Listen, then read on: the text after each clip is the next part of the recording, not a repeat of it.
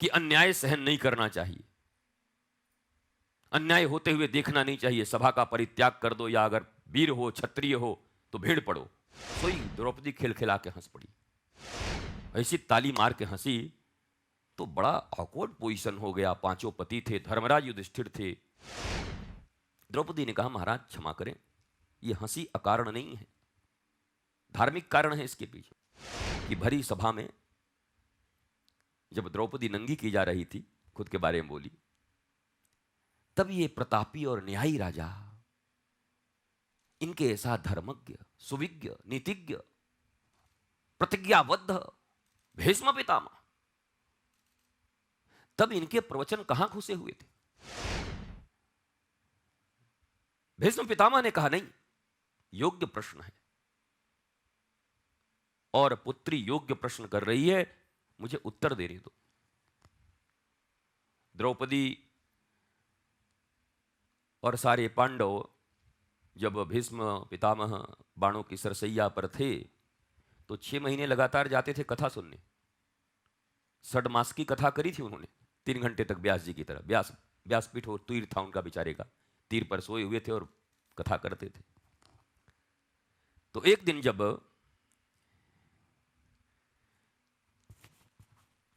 कि अन्याय सहन नहीं करना चाहिए, अन्याय होते हुए देखना नहीं चाहिए, सभा का परित्याग कर दो, या अगर वीर हो क्षत्रिय हो तो भीड़ पड़ो। सोई द्रौपदी खिलखिला के हंस पड़ी।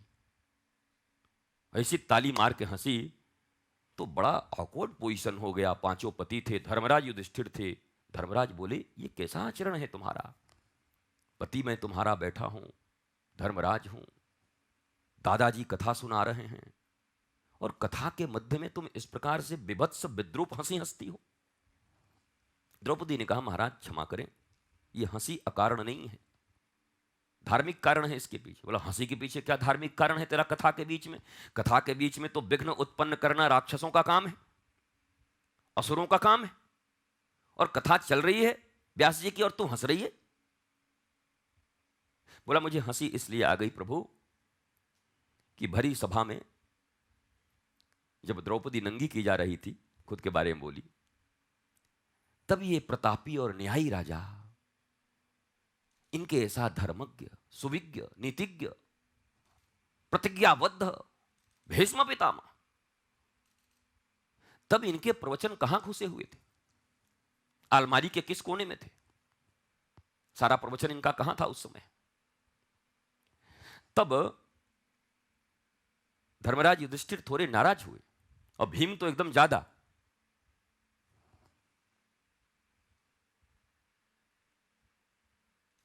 तो भीष्म पितामह ने कहा, नहीं, योग्य प्रश्न है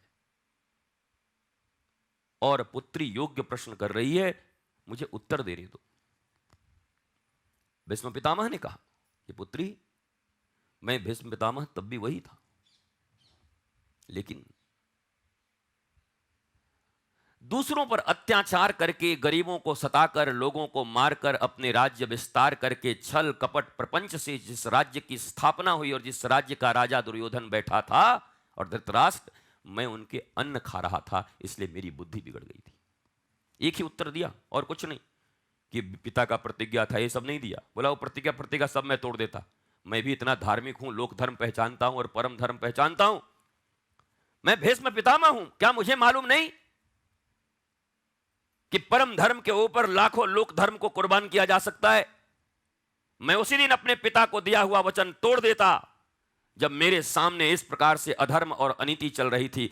लेकिन दुर्योधन और दुशासन के खाए हुए अन्न के कारण मेरी बुद्धि इतनी दूषित हो गई थी कि मैं सत्य असत्य, शाश्वत नश्वर और न्याय अन्याय का भेद न कर पाया और खड़े होकर मूक बधिरों की तरह, अरे धृतराष्ट्र तो सचमुच आंखों से अंधा था और गांधारी ने पट्टी बांध रखी थी। नीचता और दुष्टता तो हम लोगों की है, और हम लोगों नहीं, हमारी है, कि हमारी तो आंखें भी खुली थी फिर भी हम देख रहे थे। धृतराष्ट्र भी क्षमा के योग्य है क्योंकि आंख नहीं थी, कंफर्म पता नहीं चल रहा था क्या हो रहा है। गांधारी ने पट्टी बांधी हुई थी, दिख नहीं रहा था बेचारी को। उस दीवार पिक्चर के डायलॉग की तरह कि वो जिसने तेरे हाथों पे ये लिख दिया कि तेरा बाप चोर है, वो तेरा कौन था? पर तू तो मेरा अपना बेटा था ना। तूने माथे पे कैसे लिख दिया कि उसका बेटा, अपनी मां के माथे पे कैसे लिख दिया कि उसका बेटा एक स्मगलर है, एक चोर है?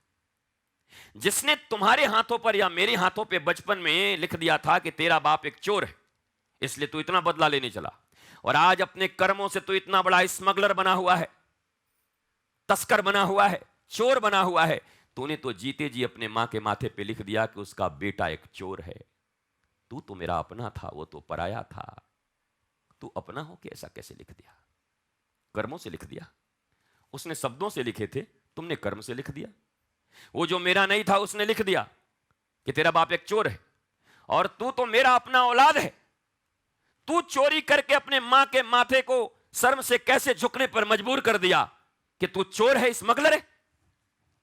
मुझे वहां भी भागवत दिखाई पड़ती है। बॉलीवुड का पिक्चर में भी कभी कभी देखता हूं, तो खैर उनकी दृष्टि से नहीं देखता, जैसी दृष्टि वैसी सृष्टि। उनकी दृष्टि से देखूं तो केवल सेक्स और ड्रग्स और पता नहीं क्या क्या, उसके बाद फिर उनका वो, और फिर वो, और फिर वो, और फिर बाकी हिंदू धर्म तो एकदम नीचे, और बाकी सब बहुत ऊपर। उनका तो अलग अलग है, ये सब नहीं देखना।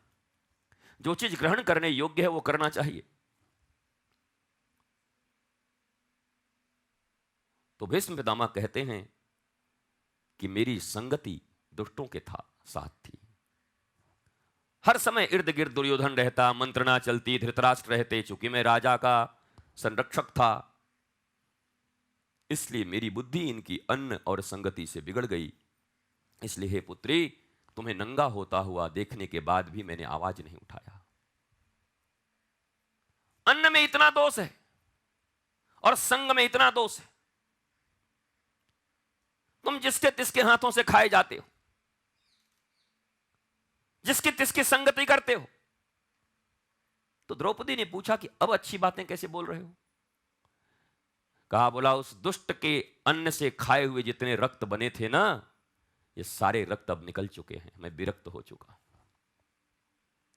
छेद ही छेद है मेरे शरीर में। एक एक बूंद रक्त जो दुर्योधन नामक दुष्ट के अन्न खा करके मेरे भीतर थे, जिसके कारण मैंने तुम्हारी बेइज्जती होते हुए भी देख ली, आज वो निकल गई है। इसलिए मेरे मुख से अब सद्वाणी निकल रही है, सुंदर वाणी निकल रही है। और फिर समस्त पांडवों ने और द्रौपदी ने पितामह को प्रणाम किया। द्रौपदी रोने लगी। पितामह ने कहा, नहीं, ये श्री कृष्ण की प्रेरणा से पूछी है तू, क्योंकि ये प्रश्न अनुत्तरित रह जाता, मेरे बिहाफ में और कोई जवाब देता तो उतना प्रामाणिक नहीं होता। इसलिए प्रभु ने तेरे भीतर प्रेरणा करके द्रौपदी ये प्रश्न लाया, ताकि मेरे मुख से ही इसका जवाब सामने आ सके कि मुझसे क्या भूल हुई थी। ये मैं स्वीकार करता हूं। अन्न, क्योंकि कृष्ण भी कहते तो लोग विश्वास नहीं करते। अरे वो भीष्म पितामह थोड़ी बोले थे ऐसा बात, भगवान हैं वो तो भक्तों के पक्ष में रहते हैं, कुछ बोल दिए होंगे। इसलिए उन्हीं के मुख से उत्तर दिलाना आवश्यक था, इसलिए द्रौपदी का प्रश्न करना आवश्यक था। ये अन्न और संग कितने खतरनाक हैं, जरा ध्यान देना। कैसों के संग बैठना है और कैसों के संग अन्न की प्राप्ति करनी है।